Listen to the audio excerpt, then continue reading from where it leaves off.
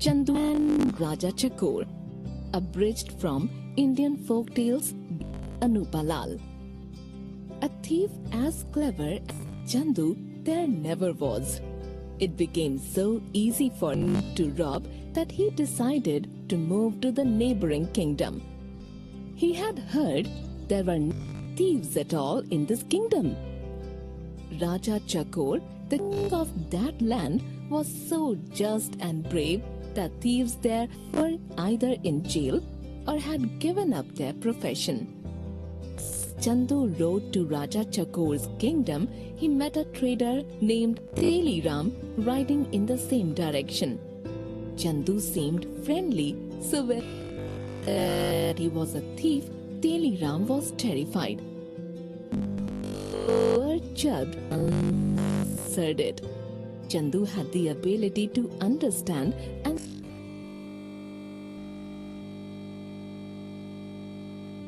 he asked. Chandu smiled and said, Chandu might be a thief. Friend. The trader let out a sigh. As they continued on their journey, Chandu told Teliram his motive going to Raja Chakor's kingdom. He asked Teliram to keep this secret.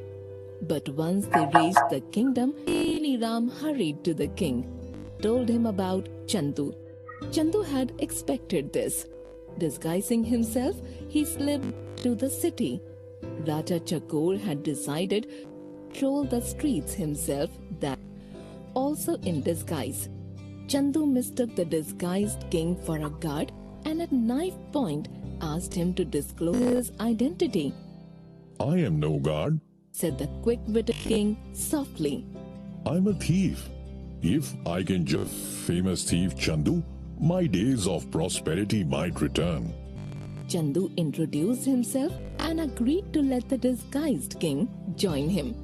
They decided to the richest merchant. Peeping through a window, they saw the merchant poring over his accounts. Piles of gold and coins lay before him, but he was mourning over the single paisa. Chandu decided not to rob the merchant because a rich man like that would die of grief. King was surprised by Chandu's strange kindness. Next, Chandu and the killer's house had many valuables. But as they were leaving, Chandu knocked over a container with white powdery substance. Chandu stirred it. It was salt. Chandu put down the sack of valuables and left. He told the king that he could not place once he had eaten a particle of salt in that person's. The disguised king offered to take Chandu to the palace through a secret passage. But when the two entered the king's chamber, the king's two dogs stopped, and Chandu understood that he was with the king. Your Majesty, Chandu said, you have honored me. Do as you like with. The king said he was impressed with Chandu.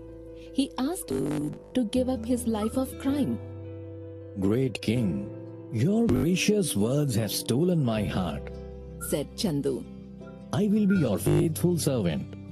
Chandu lived the rest of his life as the most faithful and brilliant of king's advisors.